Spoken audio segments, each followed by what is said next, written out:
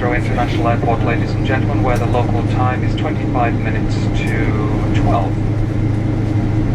It will take the captain just a few minutes to taxi our aircraft to our gate. It certainly has been our pleasure serving you. On behalf of the flight deck and all of us here at American Airlines, we wish you a pleasant stay here in the London area, or wherever your final travels may be.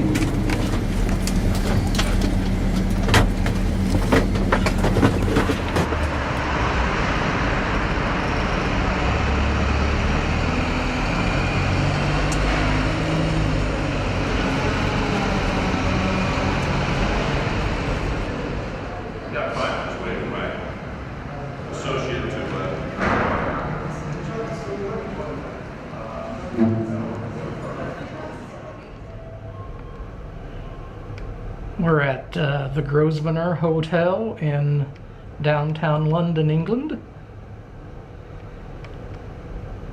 Have a deluxe room with a king-size bed.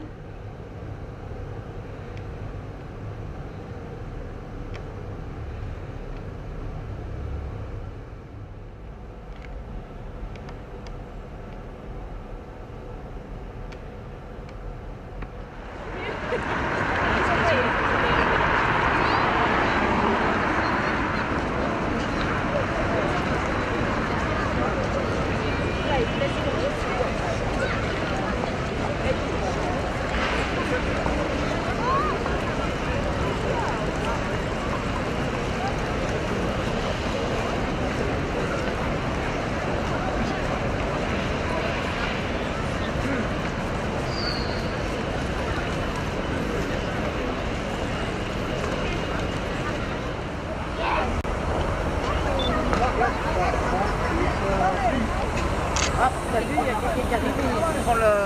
Tu les as vu faire le mouvement? Waarom zou ik doen? Ja? Waarom zou ik doen? Waarom zou ik doen? Oh, it'd be nice to go. Why are some of the windows also the ones they use as a big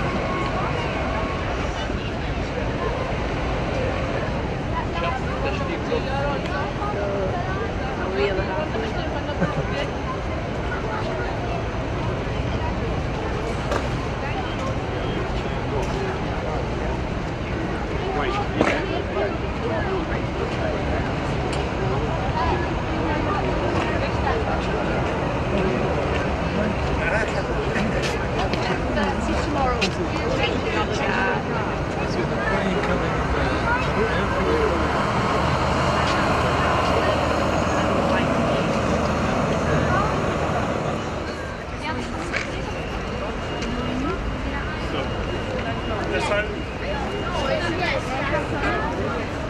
Das war's. Kann ich dir nicht sagen. Ja.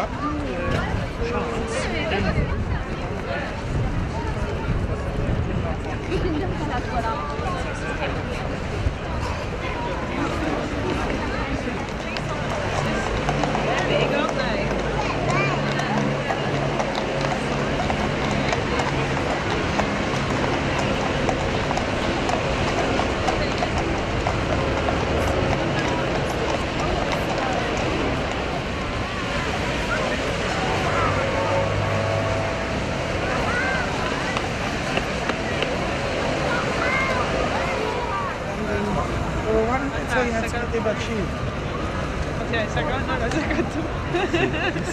Esa acá. Claro que yo he dicho, mira, hay una película ahora.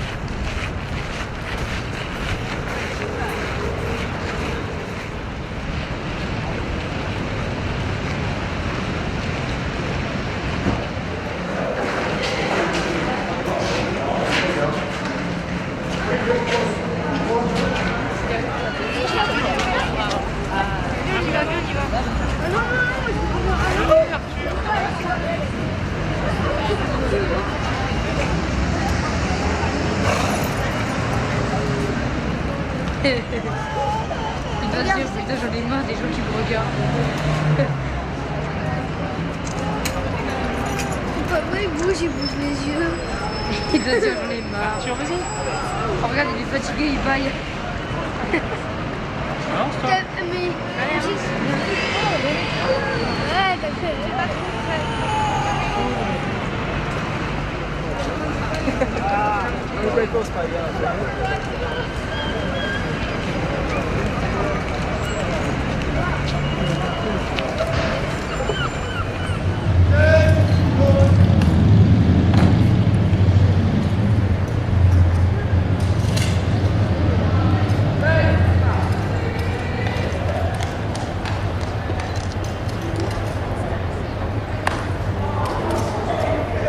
That means well done. Yeah. The uniforms, these are the blues and royals. You know you like your navy blue. That's what the colours they are, navy. Yeah.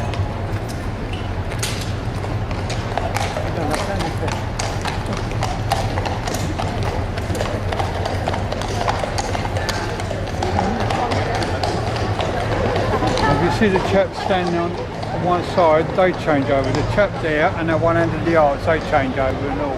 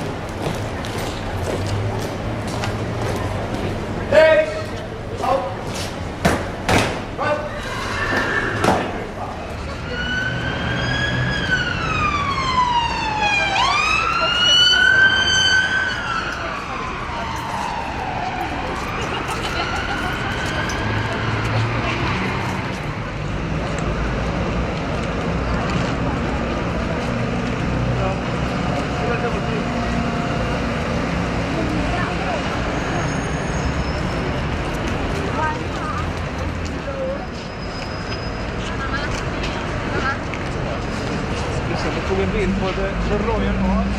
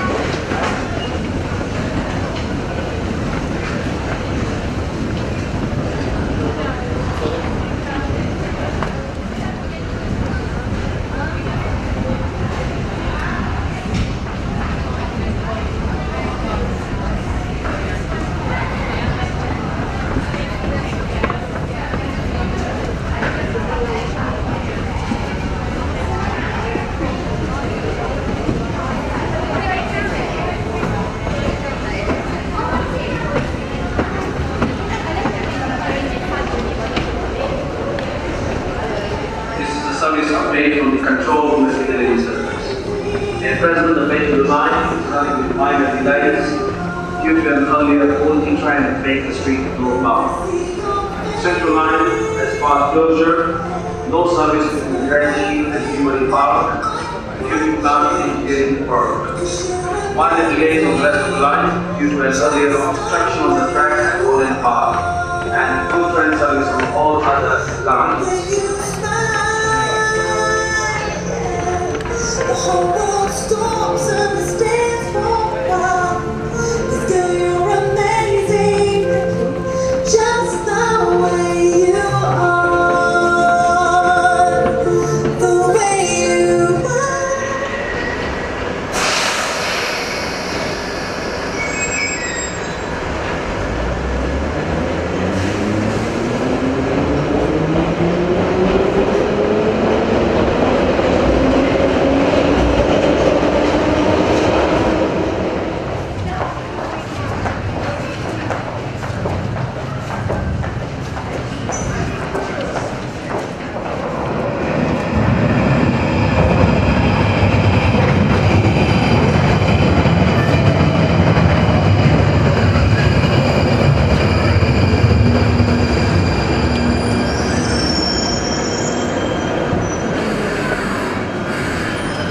Ladies and gentlemen, please have passengers off the train before boarding. This is Leicester Square, change here for the Piccadilly line. Please use all available doors and all available space. Please move down inside the cars. It's a southbound train, Cornwall Station.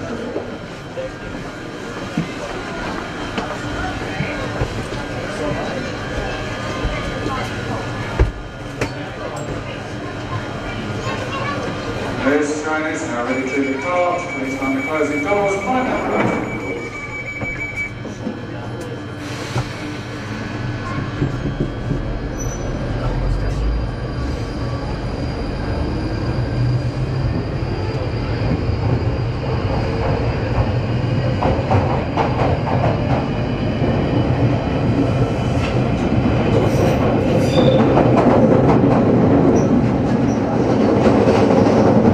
Upon arrival, the last set of doors will not open. Passengers in the last carriage, please move towards the front doors to leave the train.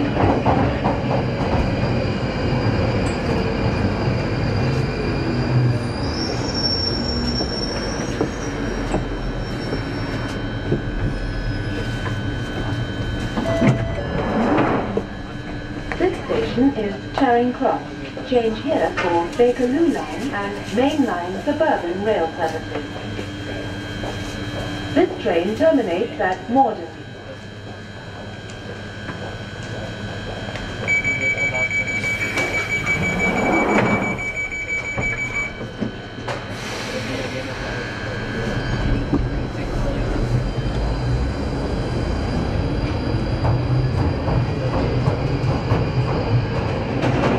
The next station is Embankment.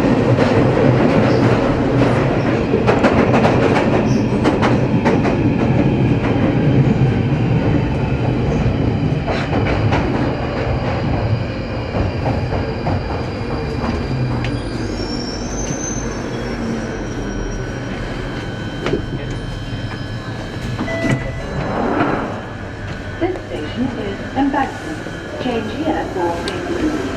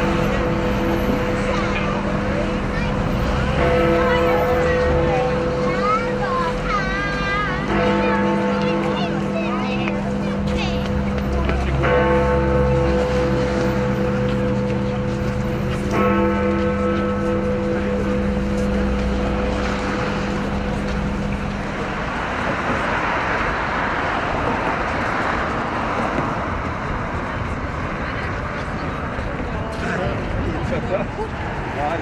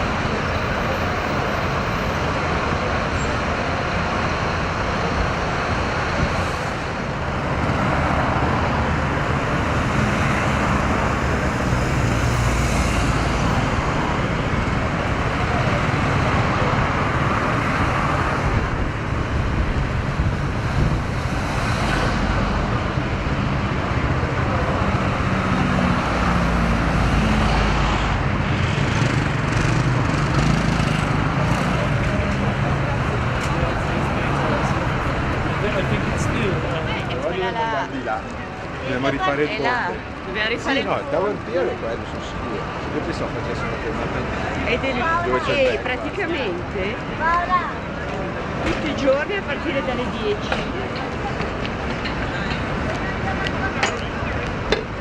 E il London Pass possiamo salire e scendere dove vogliamo, poi scegliamo la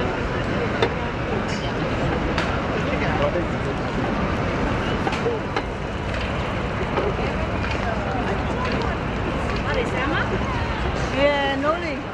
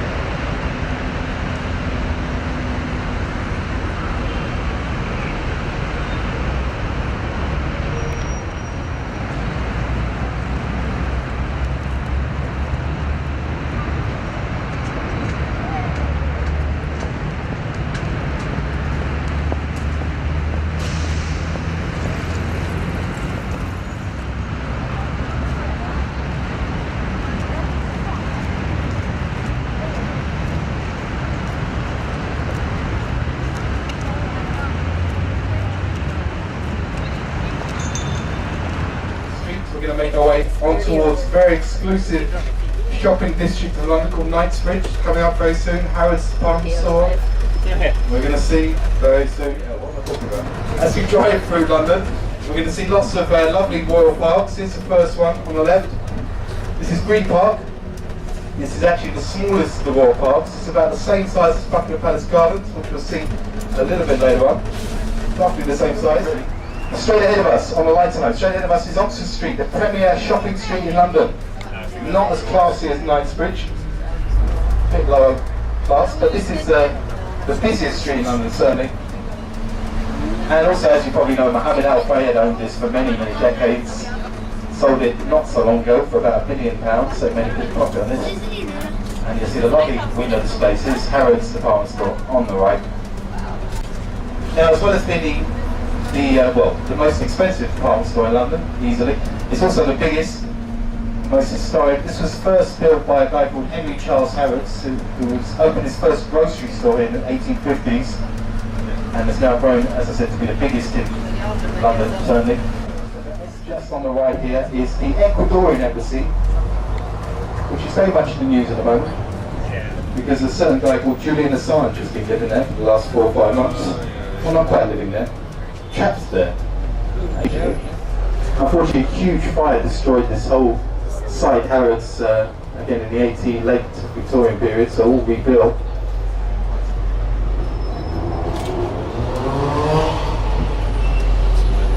Now we are going to have a bit of traffic here. It's one of the busiest streets in London, so just bear with us as we head on towards another very historic part of London called Marble Arch coming up shortly.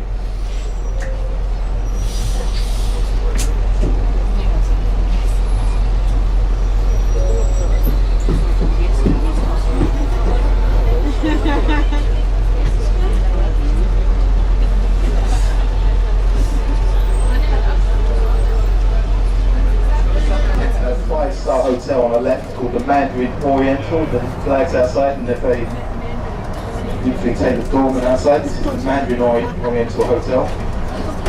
Mahatma Gandhi's hotel of choice when you visit London, by the way. But on we go, we're heading up to the busiest roundabout in London. It's called Hyde Park Corner. We'll see very soon. Duke of Wellington Arch, our most famous general's memorial. The guy who fitted Napoleon in the Battle of Waterloo. Sorry about that. Long time ago. On the left is Duke of Wellington's former home. This is Apsley House, now a museum dedicated to him. And this is Park Lane. Now, if you're into Monopoly, this is Victoria Street. This is possibly the most boring street in London. So there we go.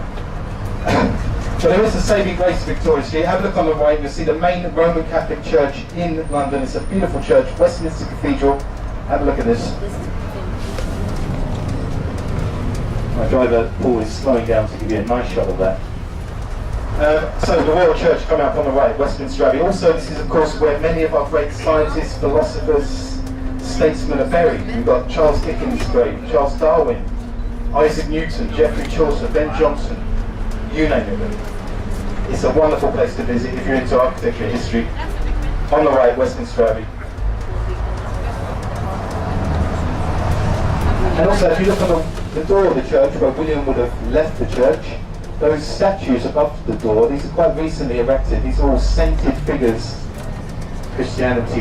The middle one is actually a depiction of Martin Luther King and many other saintly figures. And also on the left is one of the great US presidents, Abraham Lincoln's statue. He's there. So that's it, mostly Victorian leaders.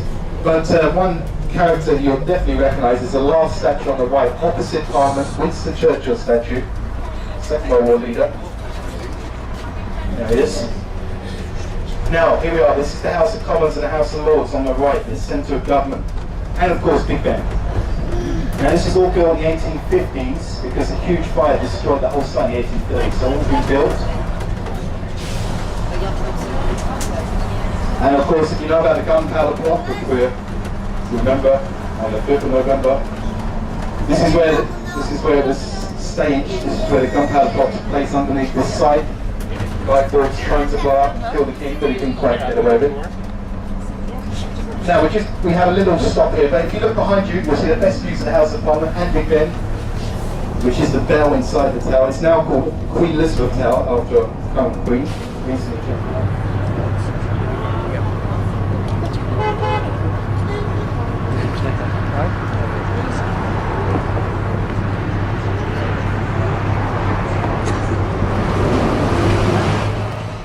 On the left, the world record holder, the biggest observation wheel in the world, 135 metres high, known as the London Eye, of course.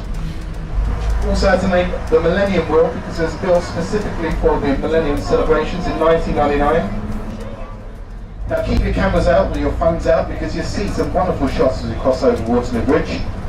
And as you probably know, London is actually a tale of two cities in one. On the left is the newer part of London. This is called the City of Westminster. The city of government, politics, culture, entertainment, monarchy, all of that stuff on your left. About 1,000 years old, the city of Westminster, the newer part. But we're heading to the right. Have a look in the distance, you can see the ghostly image of St Paul's. And that is the ancient part of London coming up now. And there's been a religious site on that site, of course, since way back to the Romans. Remember, the Romans are the people to really establish London, 1843. Almost 2,000 years ago. This, by the way, is Fleet Street. This was the centre of journalism originally. The journalists have all gone now. The first ever newspaper in the world, daily newspaper, published here. So finally was executed on that site when he was eventually caught. Straight ahead of us is the most impressive church in London, certainly. This is St Paul's Cathedral. This took 35 years to build, this enormous church. And this is the replacement to the church that burned down in the Great Fire of London. 87 out of 100 churches destroyed in the Great Fire, 1666. So here we are, St Paul's Cathedral. Of course, this is also where Princess Diana was married. We're going to cross over London Bridge, which is coming up. It's our next bridge coming up. Now, have a look on the left. One of the highlights, definitely, this is Tower Bridge that everyone knows and loves. Tower Bridge on your left.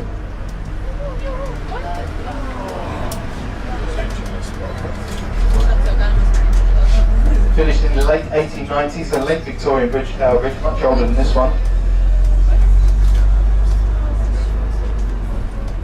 And if we're lucky, we're going to cross over Tower Bridge. Might even see it open. It opens a few times a day. A couple of driver pools slowing down to give you a nice shot of this. Make sure you get a great shot there.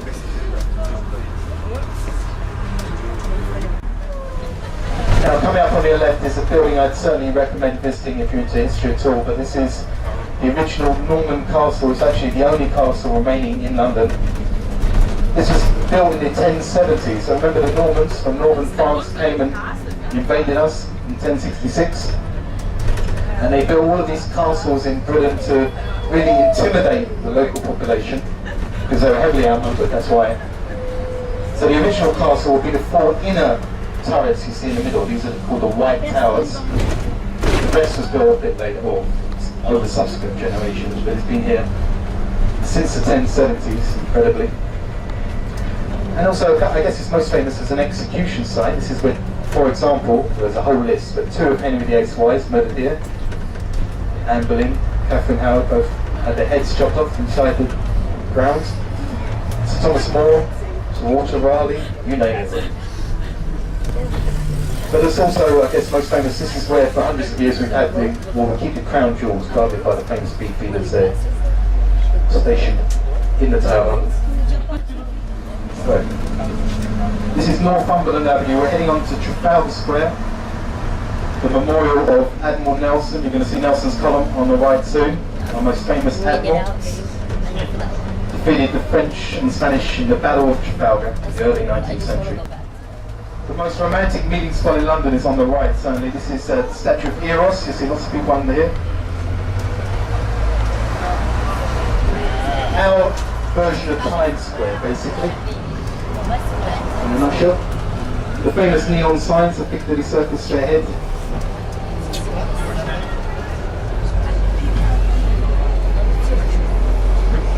But do watch your pockets, by the way. A lot of pockets there.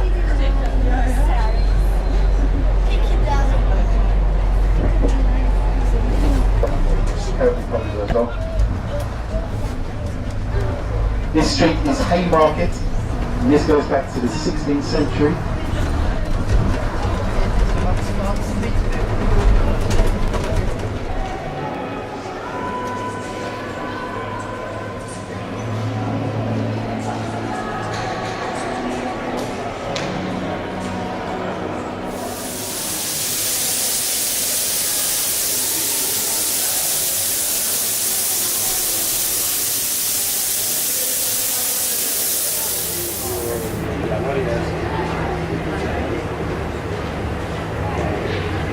Oh damn. If I didn't think about that. It's gonna be way too wide.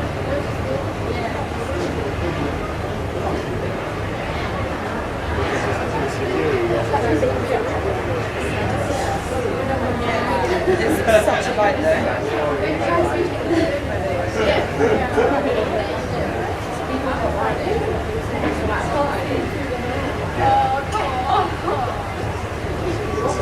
I'll make sure it's on the right side. Yeah.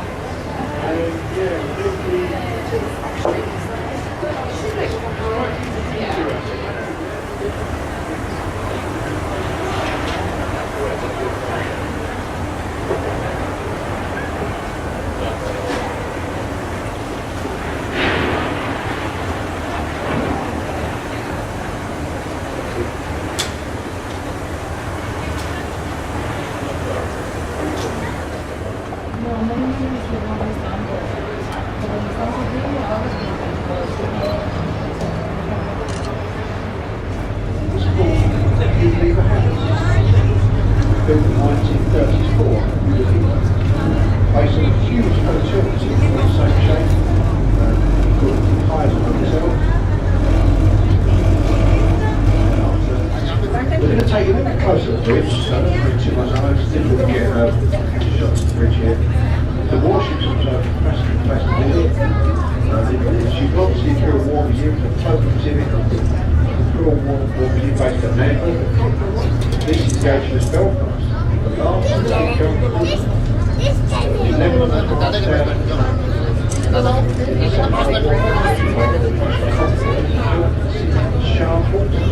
Rossi Day, 1943. A fine old ship, restored over the years, 40 years, restored over 40 years,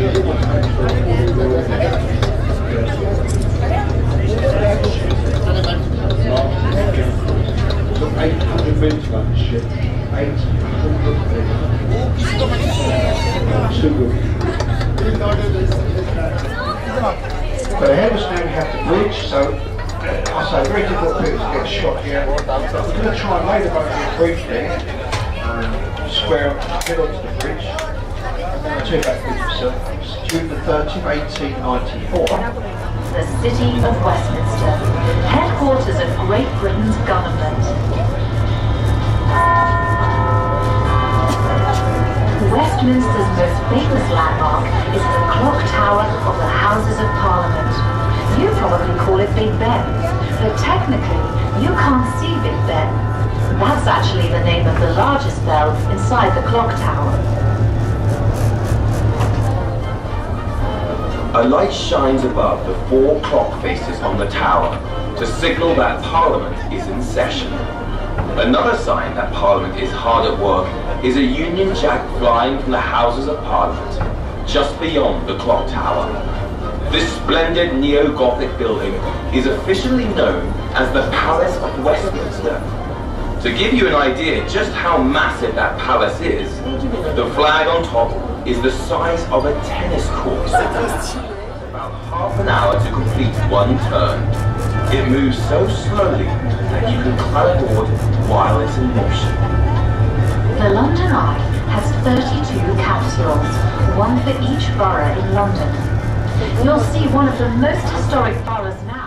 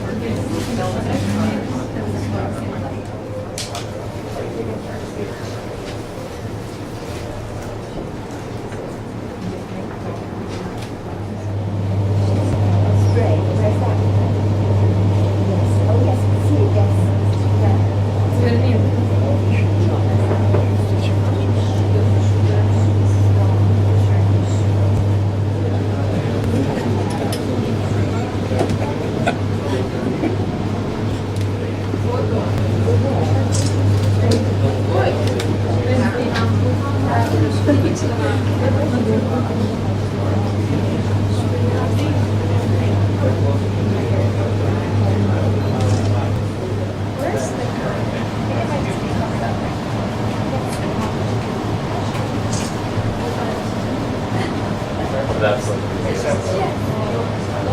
Yeah, I am.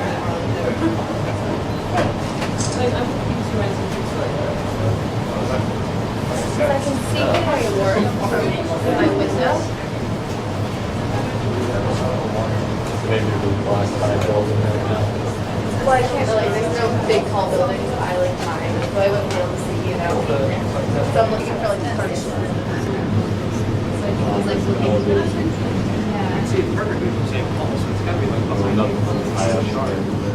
Yeah.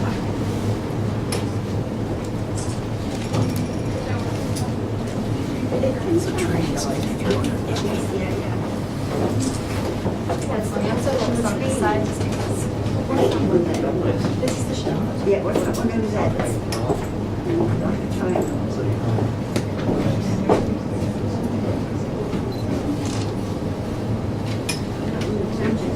No, you're going to say It's under construction.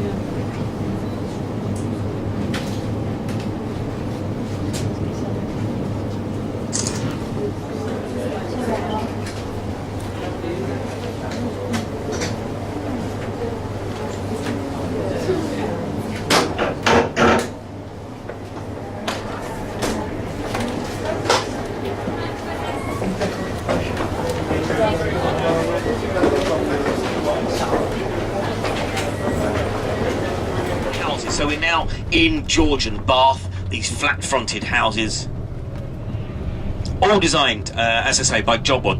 There were two John Woods, father and son, both called John Wood. We call them John Wood the Elder and John Wood the Younger to differentiate them. So it's a remarkable achievement, Bath. As I say, completely rebuilt in one fell swoop. In about 45 years, Bath was completely rebuilt. So this is Bennett Street, for those...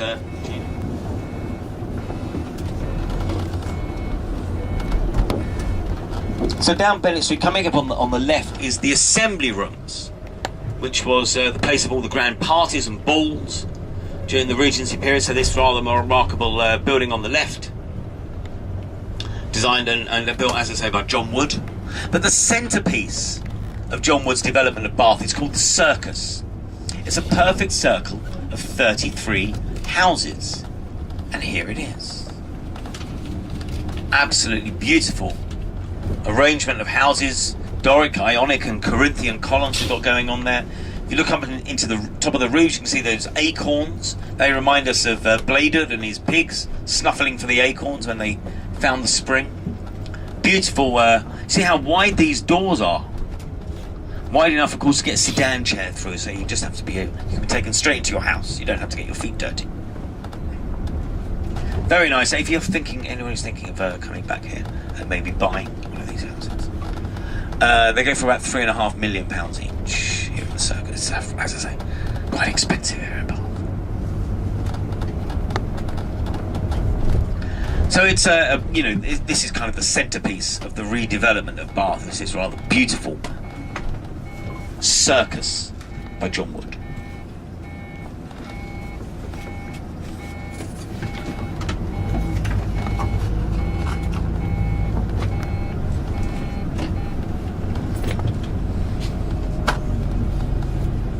These Georgian John Wood houses, the largest windows of these houses are on the first floor.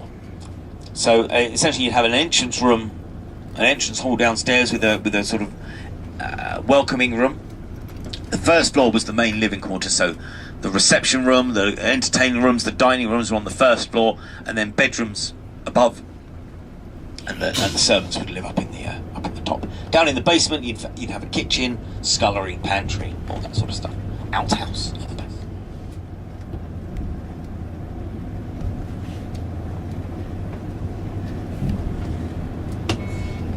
Really beautiful stuff today. Bath, in fact, is so beautiful, the entire town is a UNESCO World Heritage Site. So beautiful Bath. We're going to go to the Roman baths. We're going to walk on Roman tiles. We're going going to walk on the same floor that people walked on nearly 2,000 years ago. We're going to see beautiful Bath, the Bath, of course, of the Regency period, Jane Austen and all that. All of that to see. So to come down and there's the Jane Austen Centre on the left with the rather unanimated Jane Austen outside. So as we come through the rather beautiful Queen Square, Queen Anne, of course, is the Queen that it's referring to. Gives you a nice flavour of the centre of Bath here as we parade by the obelisk down towards Bath Abbey. So we'll be parking on one side of Bath Abbey, we'll be walking around the Abbey, and on the other side of the Abbey is the entrance to the Roman baths. So that's the way that we're going to be walking. It's only, as I say, only a 5-minute walk.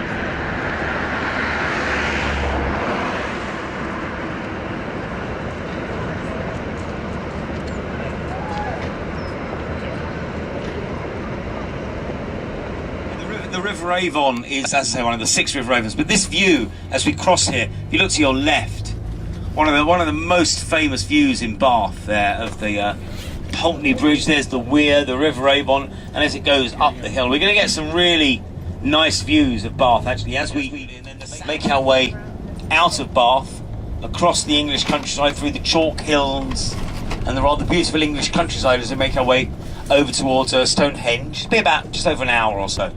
There. Beautiful Bath. You can see the Abbey there on the right, where we were, just where we were. John Wood's beautiful. You can really get a feel for John Wood's terraces and circuses and quadrants and how this beautiful city was developed. It's a rather beautiful English countryside as well. As we start to leave Bath, farmland, pasture. So we'll make our way across these chalk hills, as I say, towards Stonehenge. Society. Rather, look at that. Look at that, isn't that lovely?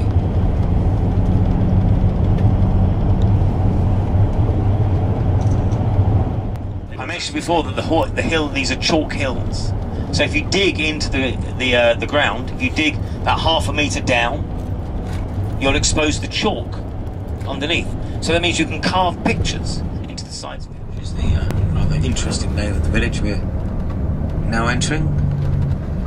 Beautiful cottages. There's a Norman church. We'll get to see a couple of thatched roofs as well in the next village along. So all of these rather lovely villages nestled on the edge of Salisbury Plain. And not far from here, about 5,000 years ago, work started on a construction project. And it was a circular earthwork, the original construction project. A ditch with a raised edge, 90 metres in diameter. And it had 56 wooden poles placed into it. And these poles were aligned so that if you stood in the centre of this ditch earthwork and looked out through one of the gaps on dawn at the day of the summer solstice, 21st of June, the longest day of the year, if you looked out this gap, the sun would rise exactly in this gap. And so any day of the year you can look out in this circular earthwork and see where the sun rose, and you know where you are in relation to the summer or the winter solstice. What we've got is a basic solar calendar. Around here, oh yeah, here it is.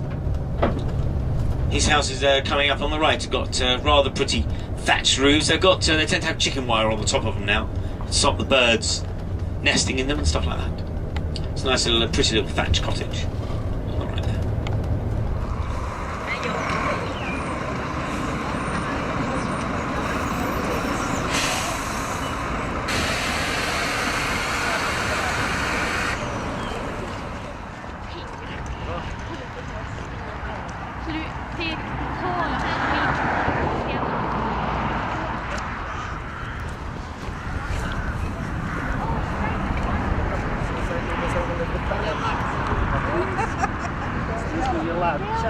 Gelado aí no meio das pedras.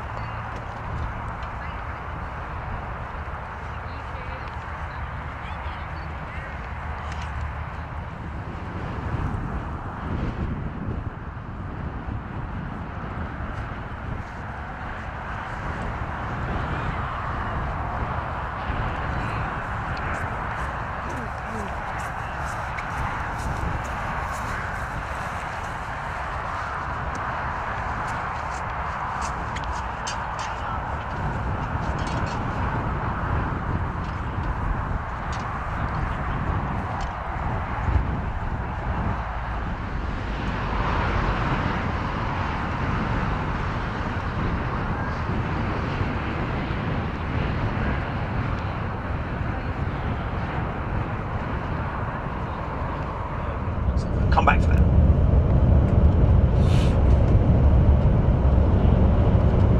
So they decided to build a new cathedral. Now if you look directly ahead, you might just about be able to see the very first glimpse of the spire of Salisbury Cathedral. It's disappeared as we go under the brow of this hill. 1823. So we're coming into Salisbury now. This rather beautiful town. City, in fact. It is a city, Salisbury. It is a city because it has a cathedral. And it has a cathedral because inside the building, the church, is the cathedra. And a cathedra is a seat. It's a grand seat. And it's a seat upon which a bishop sits. So the seat on which a bishop sits is called a cathedra. And the building that contains a cathedra is a cathedral.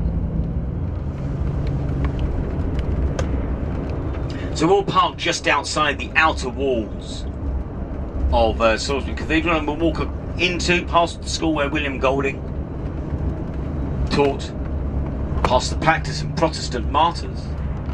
Tell you about that, those. So as we come down this hill, you'll start directly ahead to maybe get a better view of the spire of Salisbury Cathedral. 120 beautiful in this autumn sunlight.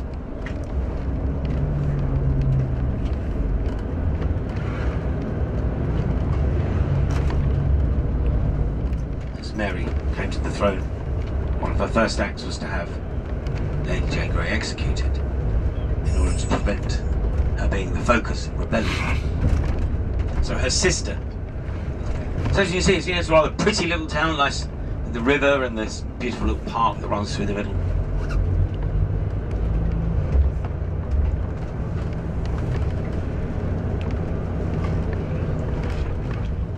So as we come into the high street, you get this incredible mix of buildings here. We've got Tudor buildings here, medieval gate,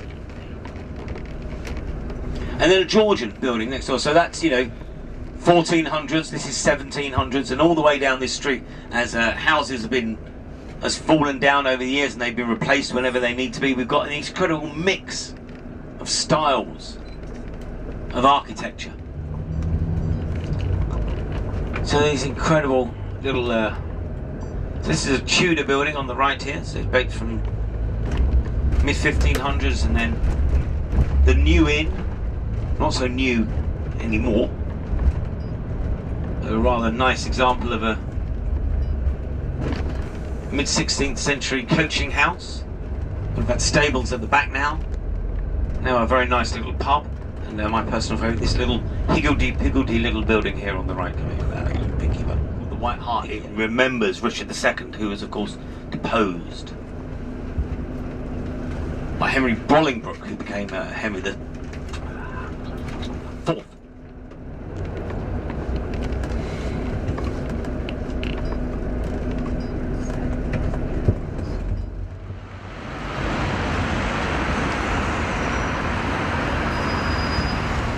Transported the bricks 3 miles or so.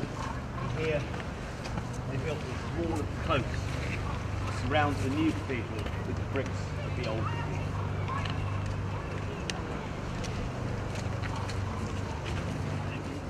Because when the tower went on top, 6,500 tons in weight caused the walls to buckle. So they had to add the buttresses and stuff. They started at this end, this is the Trinity Chapel, in 1220, and worked their way along. This, all this scaffolding, there's a lot of refurbishment project going on, and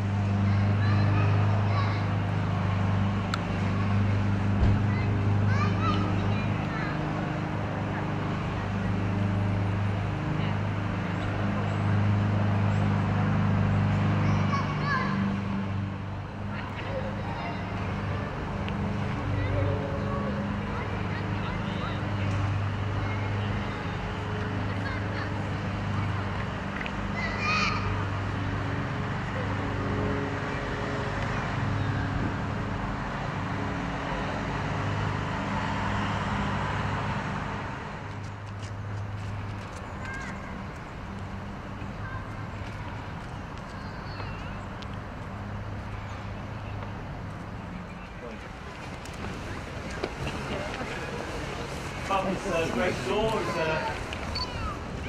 welcome to very literally all point. I think it's quite interesting.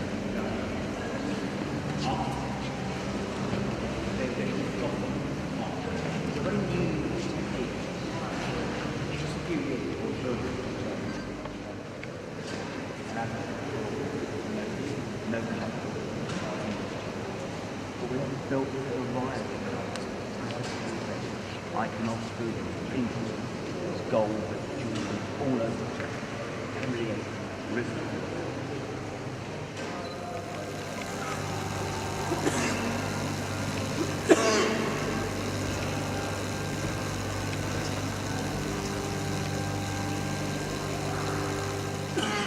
One of the magnificent things about this church is that it's a living, breathing church. It's not just a 750-year-old building.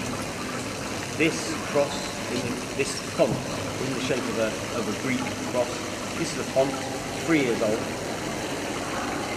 and it's a remarkable work of art. The water it looks completely still, but of course, if you look here, you can see the water is moving. The water's coming down from here, it's pumped up through the middle, it pushes across. So it symbolises in many ways the circularity, the circle of life, birth, death and rebirth. Constant renewal of life is shown on this font. It's got words from the baptismal service around the edge.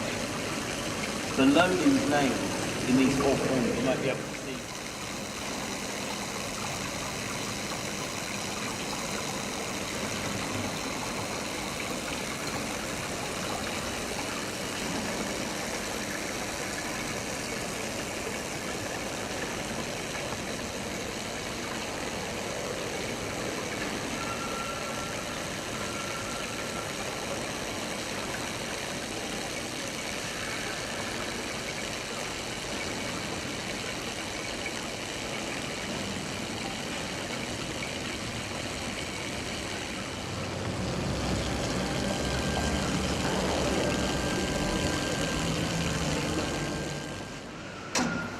This is, as I said, the oldest working clock that we have in this country. It dates from around about 1386. So I'll explain how it works. It used to be in the bell tower.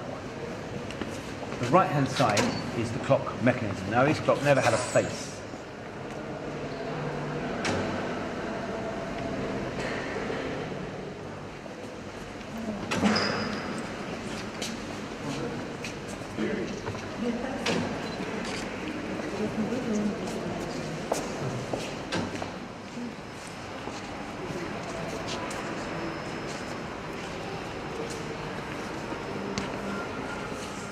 Leaning 75 centimetres, and that was the centre of the spire.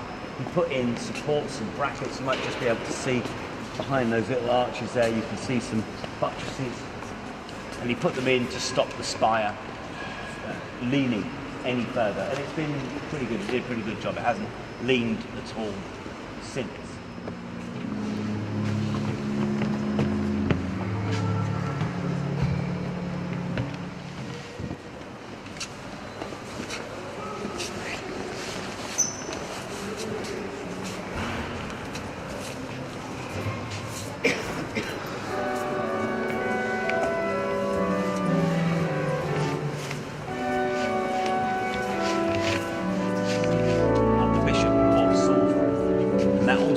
Dates from around about the mid-1300s, and that is the seat that the Bishop of Salisbury sits in. Because there is a cathedral in this building, that's why it's known as a cathedral.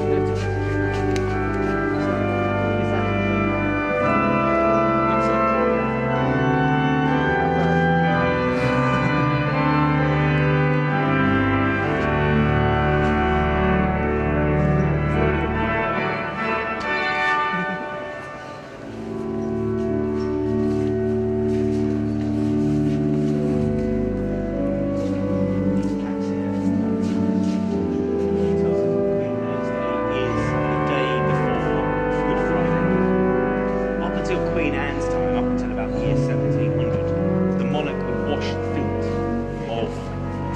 people on the day before Easter as a sign of humility. Humility. Now the Queen gives out specially minted coin to people, and every year it happens in a different location. And back in 1974, that happened here. So, what's like all great cathedrals, right in the heart is a small little chapel. So, even in this magnificent building, right in the very heart, it's just a small little chapel for a few people to come. So even when it's not being used for grand occasions, every day, 2 or 3 times a day, people will come here and services are held here in the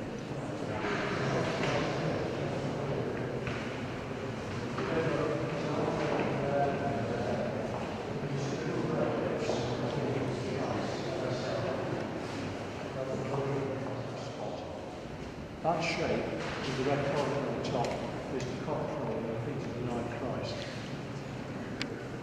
In the left and right hand lancets, you'll actually see images of people and those people in Christmas of conscience.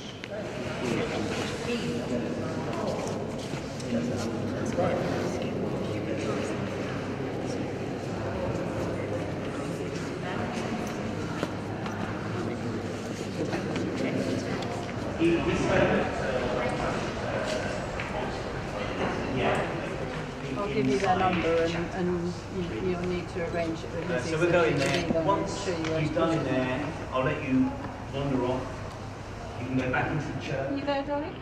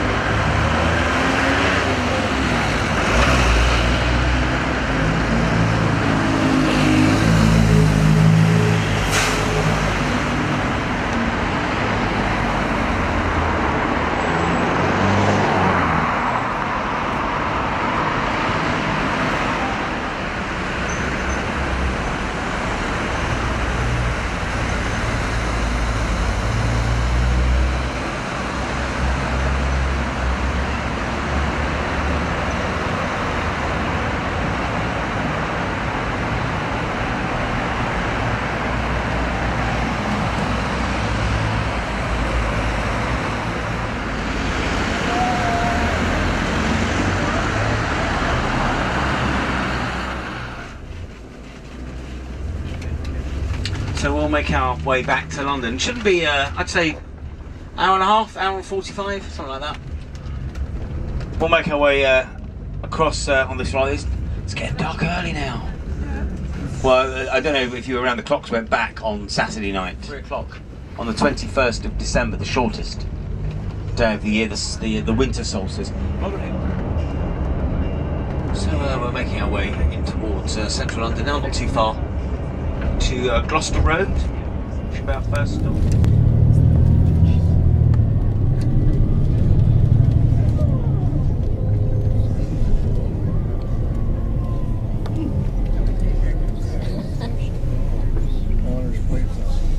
Luggage only.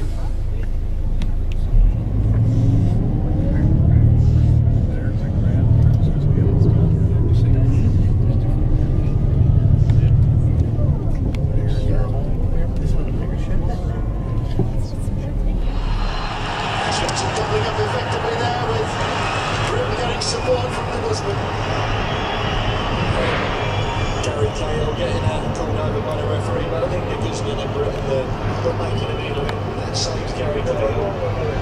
Just tries to come out of the tight situation. A little bit of a tangle when he has a little bit of a flick out, you can see. But there's nothing in it, and I'm sure Gary Cahill's great for it because we're just a little sharp, but nothing in it.